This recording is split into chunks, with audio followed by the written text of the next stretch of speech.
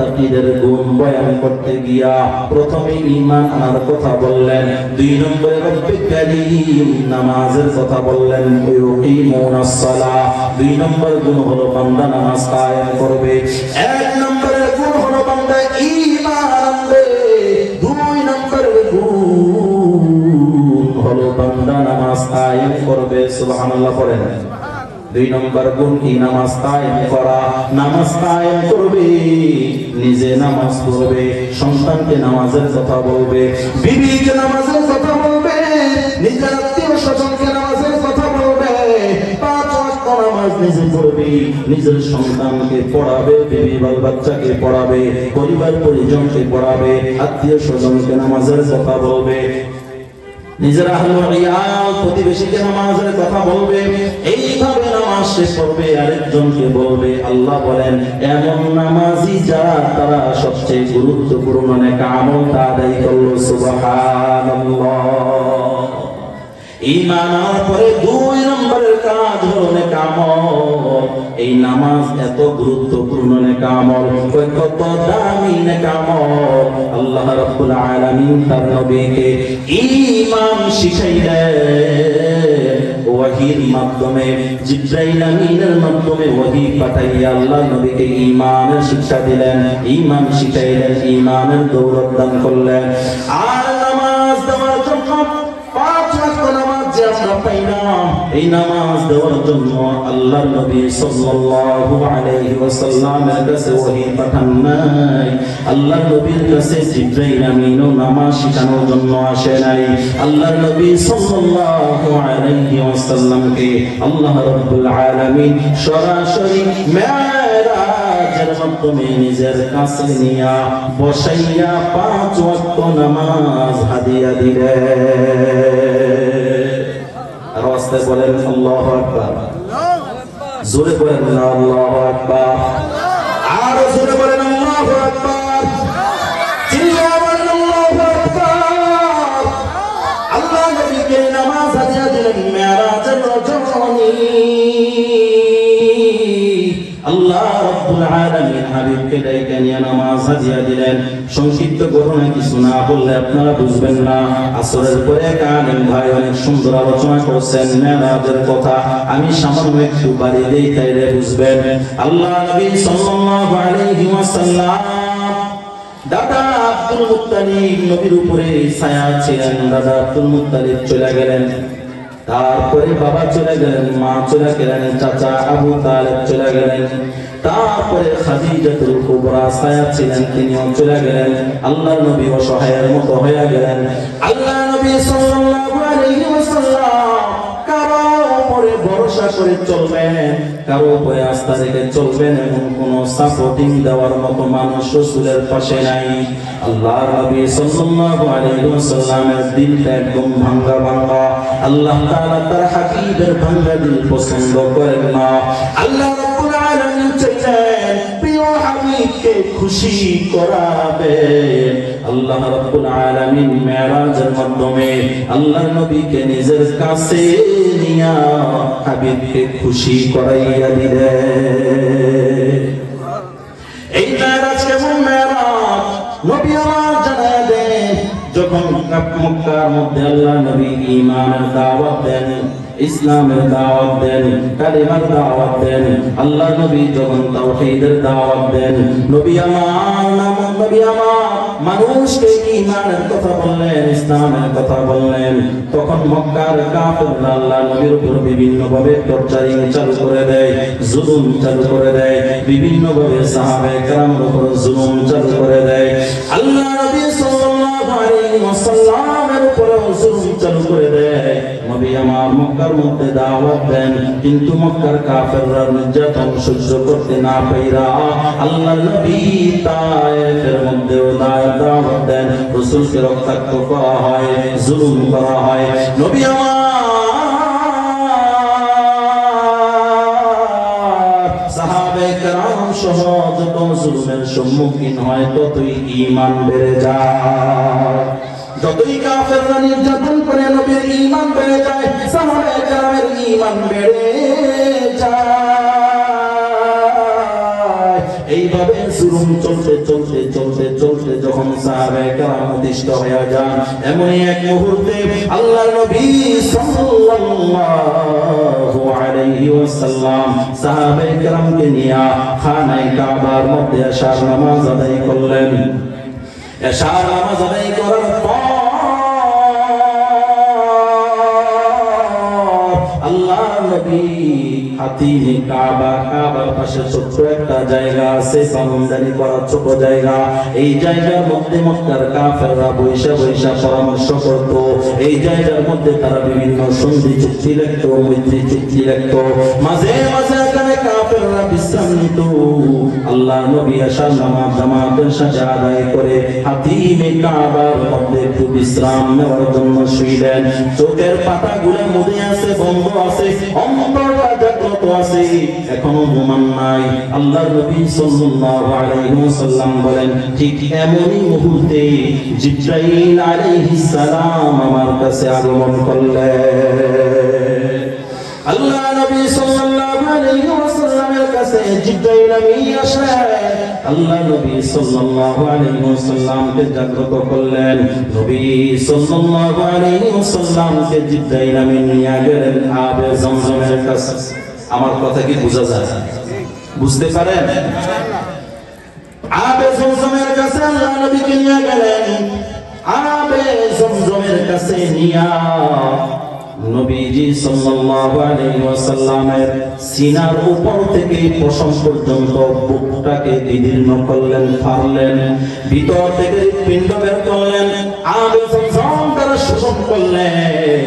হৃৎপিণ্ড আবার বুকের মধ্যে ভিতরে বসায়া দিলেন। ইলম এবং হিকমত পরিপূর্ণ স্বর্ণের পেয়ালা দিয়া বুকটাকে সিনা মুবারক ভরে দিলেন। উপর থেকে সেলাই করে দিলেন। হযরত আনাস রাদিয়াল্লাহু তাআলা আনহু বলেন, আল্লাহর নবী সাল্লাল্লাহু আলাইহি ওয়াসাল্লামের বুকের উপরিভাগের সেলাই আমি আনাস নিজের চোখে দেখতে পেয়েছি।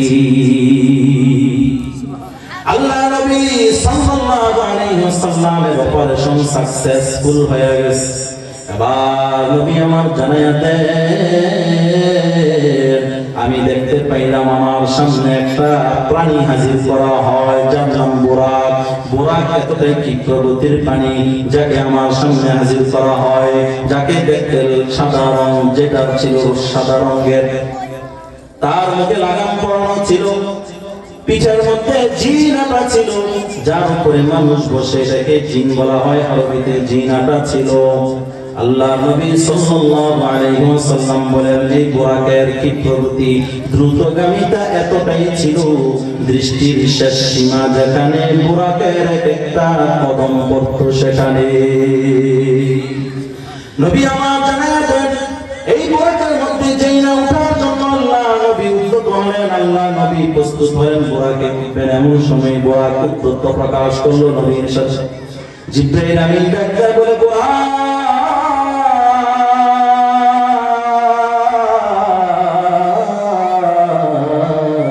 তুমি কি আল্লাহ নবী মুহাম্মদুর রাসূলুল্লাহ? সকলেই পড়েন সাল্লাল্লাহু আলাইহি ওয়াসাল্লামের সাথে উদ্যত প্রকাশ করলো, ও বুরাক তুমি কি জানো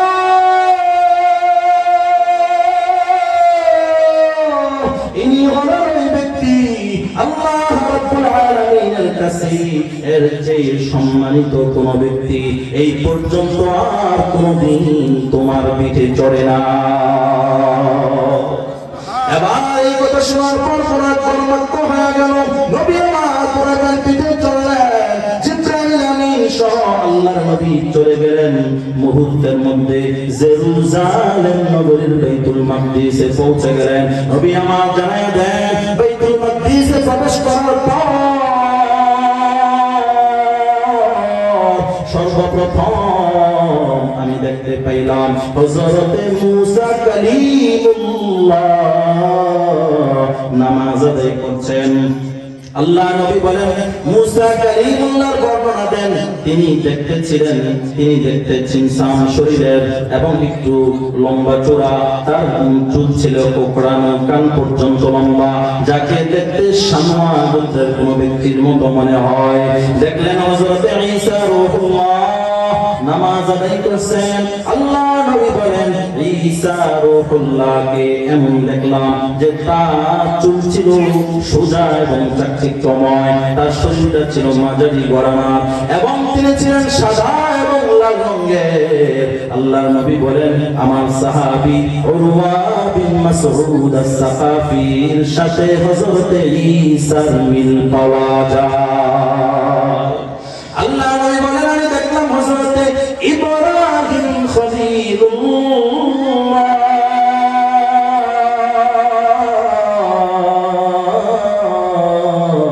আলাইহিস সালামকে আমি দেখলাম ইব্রাহিম আলাইহিস সালাম নামাজ পড়ছেন।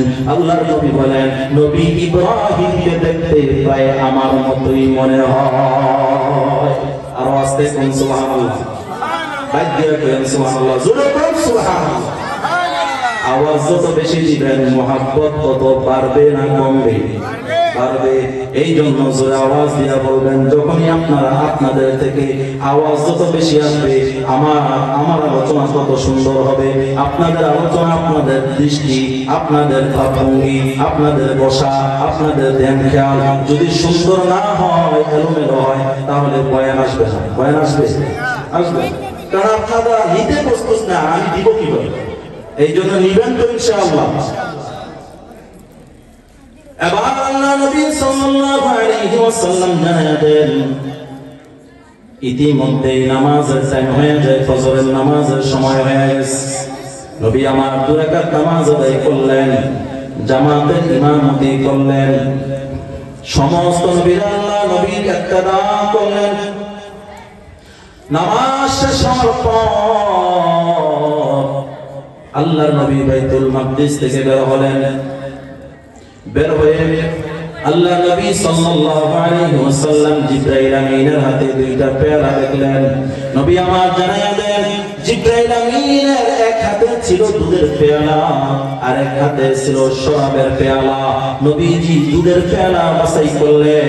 হযরত জিবরাইল জানায়া দিলেন ওগো নবী মুহাম্মদ, আপনি এবং আপনার উম্মত সবার জাতিত্বের উপরে আছে। ও নবীজি,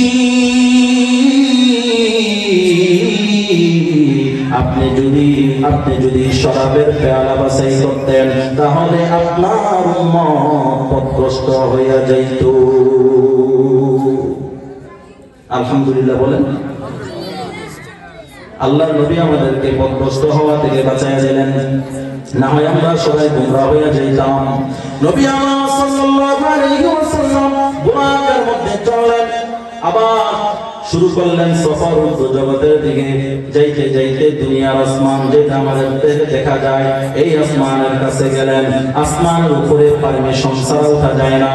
আল্লাহ নবী সাল্লাল্লাহু আলাইহি ওয়াসাল্লাম বলেন জিবরাইল আমিন প্রথম আসমানের কাছে গিয়া পারমিশন চাইলেন, বললেন দরজা খোলার জন্য পারমিশন চাইলেন।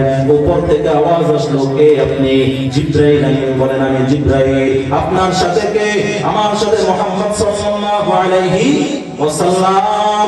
আপনাকে তার জন্য কি প্রেরণ করা হয়েছে? জিবরাইল আমিন বললেন আমি তার জন্য প্রেরিত হয়েছি। দরজা খোলা হলো। আল্লাহ নবী সাল্লাল্লাহু আলাইহি ওয়াসাল্লাম জিবরাইল আমিন সহ প্রথম আসমানে গেলেন। দেখা হয় এমন একজন ব্যক্তি, নবী আমার জানায়া দেন একজন ব্যক্তিকে দেখলাম, তিনি বসা আছেন, ডান পাশে রূহের এক ঝাঁক, বাম পাশে রূহের এক ঝাঁক। তিনি ডান দিকে তাকাইয়া হাসেন, বাম দিকে তাকাইয়া কাঁদেন। আল্লাহর নবীকে দেখে সালাম দিলেন, স্বাগতম জানাইলেন এবং বললেন স্বাগতম হে মহান পুত্র, স্বাগতম হে মহান নবী। আল্লাহ নবী জিবরাইল আলাইহিস সালামকে জিজ্ঞেস করলেন ও জিবরাইল ইনি কে?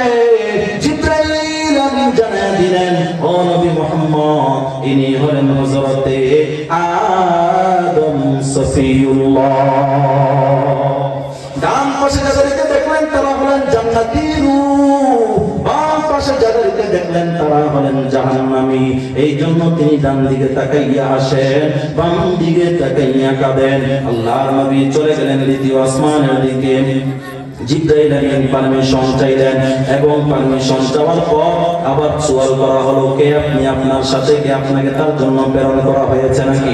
পারমিশন হয়ে গেল, উঠে গেলেন দ্বিতীয় আসমান। আল্লাহ নবী বলেন, আমার সাথে দেখা হয়ে গেল দুই খালাতো ভাইয়ের, একজন হলেন হযরতে ঈসা রূহুল্লাহ, আরেকজন হলেন হযরতে ইয়াহইয়া আলাইহিমুস সালাম। এরপর সালাম কালাম হয়, কথাবার্তা হয়, চলে গেলেন তৃতীয় আসমান। তৃতীয় আসমানে পারমিশন চাওয়া হয়, দরজা খোলা হয়, চলে গেলেন তৃতীয় আসমান। দেখা হয় হযরত ইউসুফ আলাইহিস সালামের সাথে। আল্লাহর নবী বলে, আল্লাহ রাব্বুল আলামিন যত সৌন্দর্য দান করেছেন, সমস্ত সৌন্দর্যের অর্ধেক সৌন্দর্য আমার আল্লাহ তাআলা নবী ইউসুফকে দান করেছে। এত সুন্দর ছিলেন আল্লাহ নবী ইউসুফ। আল্লাহ নবী বলেন, তারপরে চলে গেলেন পঞ্চম আসমান, দেখা হয়। তারপর চতুর্থ আসমান, দেখা হয় যে ইদ্রিস আলাইহিস সালামের সাথে। গেলেন পঞ্চম আসমান, দেখলেন হারুন আলাইহিস সালাম। গেলেন ষষ্ঠ আসমান, দেখলেন মূসা কালিমুল্লাহ। আল্লাহ নবী সেখান থেকে যখন রওনা দেন, মূসা আলাইহিস সালাম ক্রন্দন করছিলেন। জিজ্ঞেস করা হলে তিনি বললেন, আমার পরে এসে একজন মানুষ, তার উম্মত আমার উম্মতের চেয়ে বেশি জান্নাতে যাবে, এই কথা মনে করে আমার দুঃখ হয়, তাই ক্রন্দন করতেছি। আল্লাহ নবী চলে গেলেন সপ্তম আসমান, দেখা হয়ে যায় হযরত ইব্রাহিম খলিলুল্লাহ আলাইহিস সালামের সাথে। তিনি বাইতুল মামুনের সাথে হেলান দিয়েছিলেন। আল্লাহ নবীকে দেখে সালাম করলেন এবং তাকে সুসংবাদ, তাকে আল্লাহ নবীকে স্বাগত জানালেন। নবী আমার আল্লাহ নবী ইব্রাহিম আলাইহিস সালামের সামনে গেলেন। ইব্রাহিম আলাইহিস সালাম আল্লাহ নবীকে ডেকে বললেন, ও নবী মুহাম্মদ, আপনি গিয়া আপনার উম্মতকে আমার সালাম জানাইবেন এবং বলবেন, জান্নাতের মাটি বড় পবিত্র,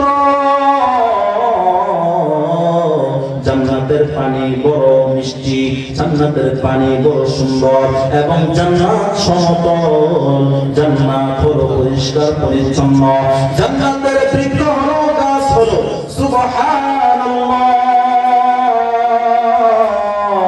আলহামদুলিল্লাহ ولا إله إلا الله والله أكبر ولا حول ولا قوة إلا بالله العلي العظيم الله أكبر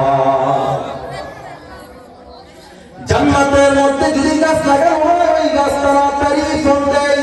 জান্নাতের মধ্যে যদি গাছ লাগানো হয়, ওই গাছ তাড়াতাড়ি বেড়ে যায়, তাড়াতাড়ি তার মধ্যে ফুল আসে, ফল আসে। কারণ মাটি যত ভালো সেখানের গাছ তত ভালো, পানি যত ভালো সেখানের গাছ তত ভালো। জান্নাতের পানির চেয়ে এত সুন্দর পানি পৃথিবীর আর কোথাও নাই, জান্নাতের মাটির চেয়ে এত সুন্দর মাটি পৃথিবীর আর কোথাও নাই। এই জন্য জান্নাতের গাছ লাগাইতে হলে মৃত্যুর পরে লাগাইবো না দুনিয়ার থেকে লাগাইবো? আরো জোরে বলেন, কই লাগাইবো?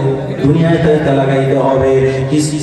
আমাদেরকে যদি কেউ অফার করে, তো আপনাকে দুইটা বাড়ি গিফট করব, একটা বাড়ির মধ্যে গাছ আছে আর একটা বাড়ির মধ্যে গাছ নাই, ফলদার গাছ আছে। আপনাকে যদি বলা হয় তাহলে কোন বাড়িটা নেবেন? যেটাতে গাছ নাই সেটা না, গাছ আছে যেটা সেটা? গাছ আছে যেটা, সেই বাড়িটা আমরা নির্বাচন করব। দুনিয়ার মধ্যে ফলদার বৃক্ষওয়ালা বাড়ির যদি দাম থাকে, তাহলে আখিরাতের মধ্যে ফলদার বৃক্ষওয়ালা বাড়ির দাম আছে না? আল্লাহ রাব্বুল আলামিন নবী ইব্রাহিম জানায়া দিলেন, ও নবী মুহাম্মদ, জান্নাতের মধ্যে যদি গাছ লাগাইতে হয় দুনিয়াতে লাগাইবা, আর ওই দুনিয়ার মধ্যে লাগানোর জন্য, জান্নাতের ফলদার বৃক্ষ পাওয়ার জন্য দুনিয়াতে থেকেই গাছ লাগাইতে হবে। যদি সেখানে গাছ না লাগায়, জান্নাতে আসার পর খালি বাড়ি পাইবে, কোনো গাছ পাইবে না। জান্নাতের গাছের আমল কি? দুনিয়া থেকে জান্নাতের গাছ কেমনে লাগাইবা? নবী আমার জানায়া দিলেন, ইব্রাহিম খলিলুল্লাহ জানায়া দিলেন, আপনার উম্মতকে বলবেন বেশি বেশি যেন তারা এই কালেমা পড়ে। আমার সাথে বলেন সুবহানাল্লাহ, আরো জোরে বলেন সুবহানাল্লাহ, আলহামদুলিল্লাহ, ওয়ালা ইলাহা ইল্লাল্লাহু আল্লাহু আকবার ওয়ালা হাওলা ওয়ালা কুওয়াতা ইল্লা বিল্লাহিল আলিয়্যিল আযীম। আল্লাহু আকবার বলেন। আল্লাহু আকবার। ও বাংলার মানুষ, জান্নাতের মধ্যে গাছ লাগানোর সুযোগ দুনিয়াতে মৃত্যুর পরে আর গাছ লাগাইতে পারবেন না। দুনিয়ার বাড়িতে যদি গাছ লাগাইতে চান, আপনি পরেও গাছ লাগাইতে পারবেন। আপনাকে কেউ গিফট করলে পরে গাছ লাগাইতে পারবেন, জায়গা কিনেও গাছ লাগাইতে পারবেন, সুযোগ আছে। কিন্তু জান্নাতে গাছ লাগানোর সুযোগ মাত্র দুনিয়াতে, মৃত্যুর পরে কোনো সুযোগ নাই। মৃত্যুবরণ করার পরে আর সুযোগ পাবেন না। এই জন্য এই সময়টাকে কাজে লাগান। মসজিদের মধ্যে আগে আগে গিয়ে নামাজের অপেক্ষায় বৈশা থাকে,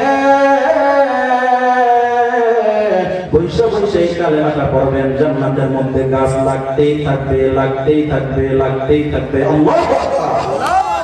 বাজারে যান, বাজারে যাইতে যাইতে আপনি ব্যাগটা হাতে নিয়ে এই তাসবিহগুলো পড়েন।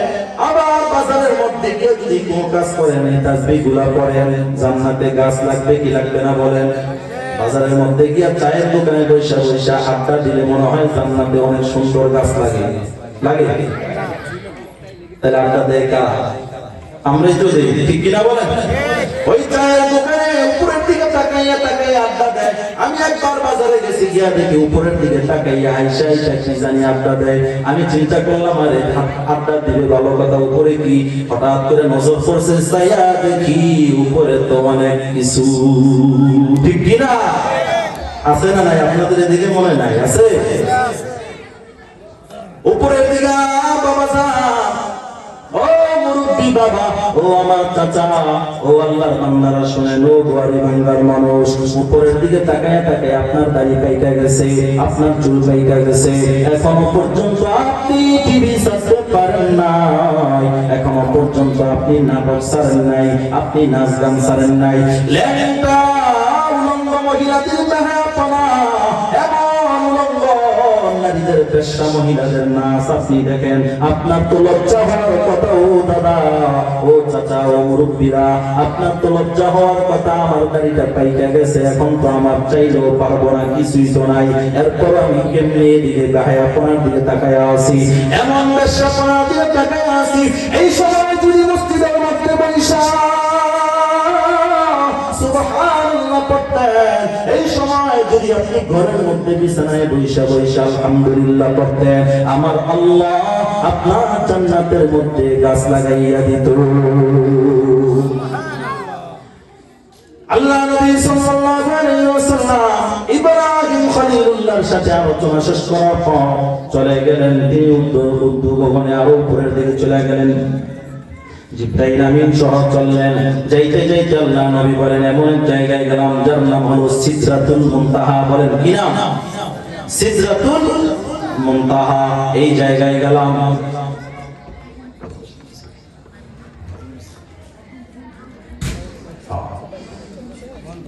তাহলে এই সব কিছু থেকে আমরা কি শিখলাম?